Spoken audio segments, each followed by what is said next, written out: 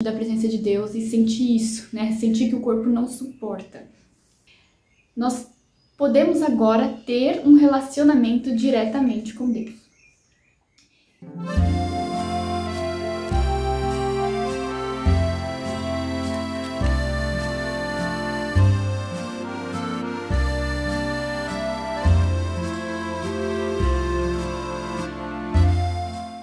Olá, irmãos! A paz do Senhor Jesus! Seja muito bem-vindo ao meu canal. Hoje eu vou falar sobre profetas. Será que ainda temos profetas nos dias de hoje? Como eram no Antigo Testamento? Será que ainda existe esse tipo de profeta? Eu sei que fala-se muito sobre isso, tem vários vídeos no YouTube falando sobre isso, mas eu achei que seria interessante trazer aqui também no meu canal, até porque muitas pessoas ainda têm essas dúvidas. Tá muito calor, gente. Então, gente, no Antigo Testamento, Deus, ele falava através dos seus profetas, certo? Profetas como Elias, Eliseu, Samuel e outros, certo? Muitas vezes a gente via Deus falando através dos profetas.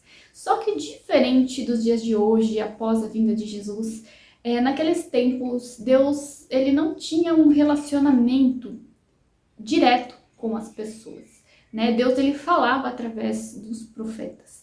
E Jesus fala, né, que ninguém vem ao Pai senão por mim. Então, Jesus abriu o caminho entre Deus e os homens. Antes de Jesus, o relacionamento de Deus com as pessoas era através dos profetas, através do sacerdote no templo, né? Por que isso, irmãos? Por causa do pecado. A Bíblia fala que Deus é luz e nele não há trevas alguma. E o pecado é incompatível, né, com a luz. E também fala que a luz aborrece as trevas. Então, são coisas incompatíveis que não caminham juntas, né? É importante a gente entender isso. Não tem nada a ver com Deus ser mal, com ele não querer se relacionar com as pessoas, antes pelo contrário. Ele nos criou para sermos sua família, para termos relacionamento com ele. Essa era a vontade dele. Porém, o pecado fechou esse caminho, né? Fazendo com que fosse impossível para o homem naturalmente ter um relacionamento com Deus. Tanto que foi criado o templo, né? Isso para qualquer povo, para qualquer lugar, para qualquer religião, tá, irmãos?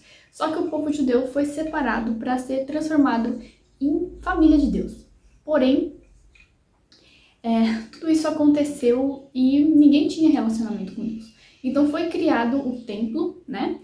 E nesse templo tinham 3 átrios. Desculpa, gente, se eu estou sendo às vezes um pouco descritiva demais. Eu sei que tem coisas que todo mundo já está acostumado, que já sabe, mas tem pessoas que não sabem, então é bom a gente explicar bem direitinho. Então o templo tinha 3 átrios, sendo o terceiro dele, que seria o Santo dos Santos, o lugar onde Deus estava, que seria o lugar separado para que as pessoas pudessem ter ali um encontro com Deus. Porém, para entrar naquele lugar era necessário estar muito bem preparado, muito santificado, e poucas pessoas tinham permissão, na verdade apenas o sacerdote tinha permissão para entrar lá. E ele se preparava durante o ano todo para ter um momento ali em que ele ia entrar, e ele geralmente entrava com uma corda amarrada à sua cintura, porque se acontecesse dele cair morto lá dentro, as pessoas que estavam de fora podiam puxar ele para fora, porque ninguém podia entrar lá, né, para retirar a pessoa. E por que ele poderia cair morto lá dentro? Porque Deus matou. Não é isso, irmãos. É porque a presença de Deus, o corpo humano, a carne humana, não consegue suportar a santidade de Deus. É algo muito poderoso e muito forte. Eu tive um sonho uma vez, que eu não vou contar tudo, que eu já tenho aqui no canal, mas que no meu sonho eu estava num lugar onde eu estava subindo a um lugar onde seria um lugar supremo, onde Deus estaria, e eu lembro que eu não conseguia chegar lá, porque o meu corpo não conseguia suportar algo tão forte que eu sentia que eu ia morrer fisicamente, porque não dava para respirar, sabe? Não dava nada, assim, parece que o coração metralhava no peito de tão forte que era. Porém, ao mesmo tempo que eu sentia meu corpo morrendo, eu também sentia paz e alegria tão grande que eu já não me importava se eu ia morrer ou não. É que eu queria estar perto de Deus, era algo muito bom. Então, várias pessoas tiveram essa experiência, né, de estar diante da presença de Deus e sentir isso, né? Sentir que o corpo não suporta. Então isso é normal, tá, irmãos? Porém, é o que acontecia. Às vezes as pessoas morriam de tão forte que era.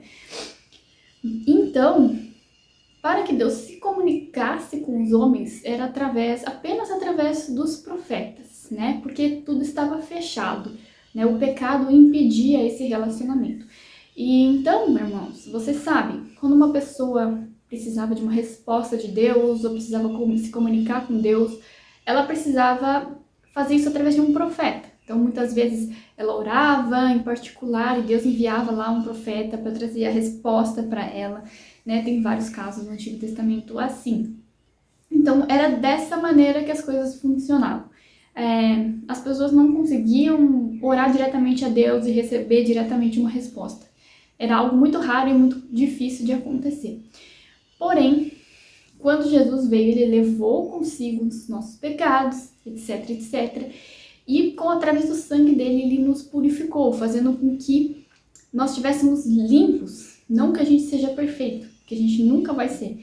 Mas através do sangue dele, a gente é purificado dos nossos pecados. E, consequentemente, nós podemos agora ter um relacionamento diretamente com Deus. E você se lembra que quando Jesus morreu, no momento que ele morreu, o véu do templo se rasgou, que era aquele lugar onde separava aquela parte lá, o Santo dos Santos, onde ninguém poderia entrar, não ser o sacerdote, onde tinha um véu, que era tipo uma cortina grande que separava essa parte. E esse véu, essa cortina grande, se rasgou de cima a baixo como um simbolismo, mostrando agora a todos que o relacionamento com Deus estava aberto a todas as pessoas. Certo? Então, começou agora um novo testamento, uma nova época em que os seres humanos teriam novamente relacionamento com Deus, algo que tinha sido perdido no Jardim do Éden. Tá, mas, e aí, como é que funciona a questão dos profetas? Será que depois disso a gente ainda tem profetas? Como é que será que funciona essa parte? Era nesse ponto que eu queria chegar, tá, irmãos? Vamos ler um texto aqui rapidinho em Apocalipse, que vai explicar um pouco. Desculpa, gente, 2 Pedro 1:21. Porque a profecia nunca foi produzida por vontade de homem algum, mas os homens santos de Deus falaram inspirados pelo Espírito Santo. Em Apocalipse também fala que o testemunho de Jesus é espírito de profecia. Basicamente, é o Espírito Santo que profetiza verdadeiras profecias. O que significa, irmãos, que a partir do momento em que Jesus se sacrificou, partiu e enviou o Espírito Santo para nós recebemos o Espírito de profecia através dele. O Espírito Santo é espírito de profecia. Consequentemente, todos nós que recebemos o Espírito Santo, que temos o sangue de Jesus e o testemunho dele, né? Somos naturalmente profetas. Todos nós somos profetas. A Bíblia fala, né, que o Espírito Santo tem diversos dons, né? Cita 9 dons aqui, entre eles está o Espírito de profecia. E o Espírito Santo, ele é completo. Se você recebe ele, você recebe tudo que tem nele. Óbvio que a gente vai desenvolvendo certas áreas mais do que outras, de acordo com a necessidade. Mas naturalmente, nós todos profetizamos. Se você tem relacionamento com Deus, se você se comunica com Ele, você naturalmente profetiza, certo? Somos todos profetas. Isso se você tem, de fato, relacionamento com Deus, tá ok, irmãos? Tem pessoas que, às vezes, não têm e, às vezes, a gente não sabe, né? Por isso que é importante a gente sempre sondar, perguntar para o Senhor. Mas, se a pessoa é uma pessoa de Deus, ela profetiza naturalmente. Por quê? Porque Deus se comunica, né? Simples, é uma matemática simples, não é complicado. Deus, ele se comunica com a gente, fala conosco. E muitas vezes ele fala coisas que estão em oculto, né? Coisas que vão acontecer, coisas que estão por trás, porque os profetas, eles não apenas profetizavam sobre o futuro, mas eles também traziam entendimento sobre as coisas que estavam ocultas, revelações, enfim, um pouco de tudo. Que é isso que o Espírito Santo faz, né? Relacionamento com Deus. É isso, simples. Então, agora, depois de Jesus Cristo, todos nós somos profetas, naturalmente. Certo?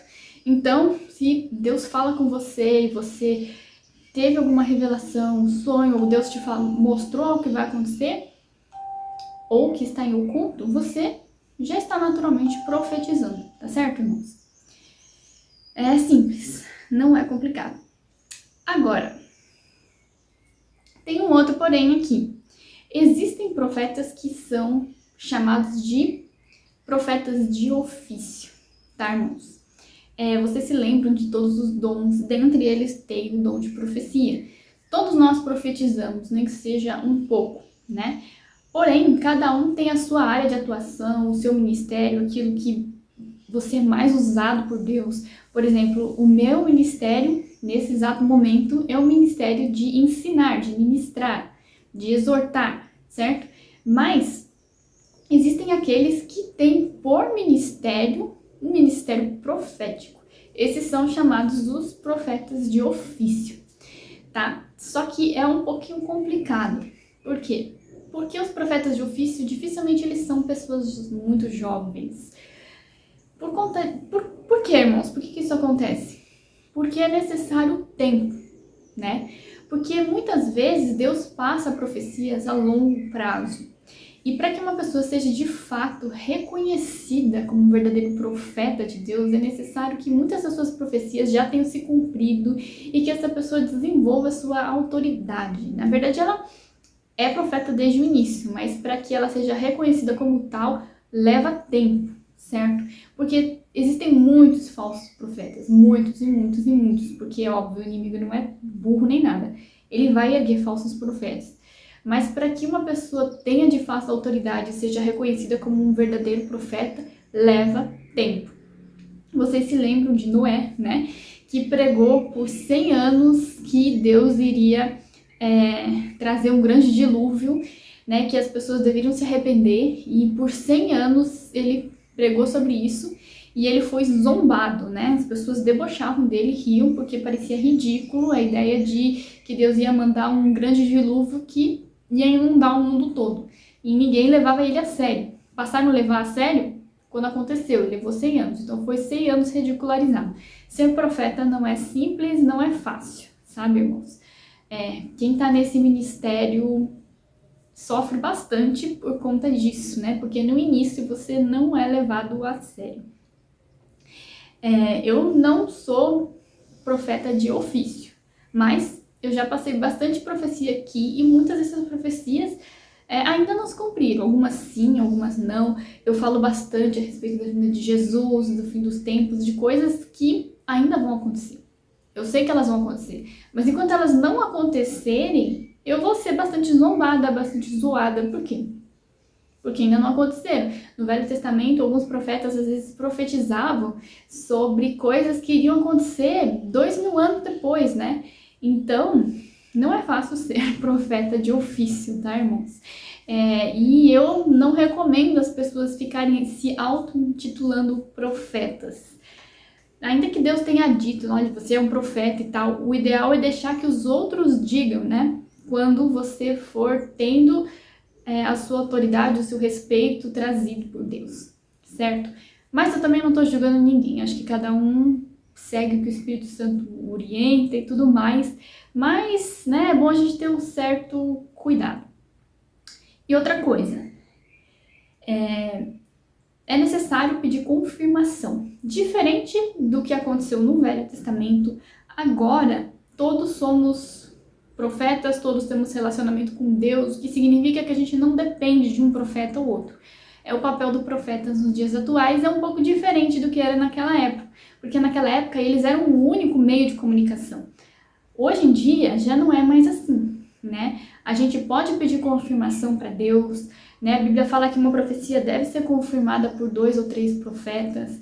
Então a gente pode buscar a Deus aquela confirmação, aquela resposta diretamente, e a gente não depende necessariamente de um profeta para saber uma resposta, né? Ainda assim os profetas existem porque Deus usa essas pessoas, principalmente para trazer confirmação e também para trazer mensagem a pessoas que não estão tendo um relacionamento. Às vezes a pessoa não está buscando a Deus, não está buscando respostas e às vezes é necessário usar alguém de fora para chegar e falar. E é esse o papel do profeta. Porém, é um pouco diferente do que era naquela época, mas existe sim. E é isso, irmãos. Espero que esteja claro para vocês. Se tiver alguma dúvida, pode deixar aí nos comentários que eu respondo, tá certo?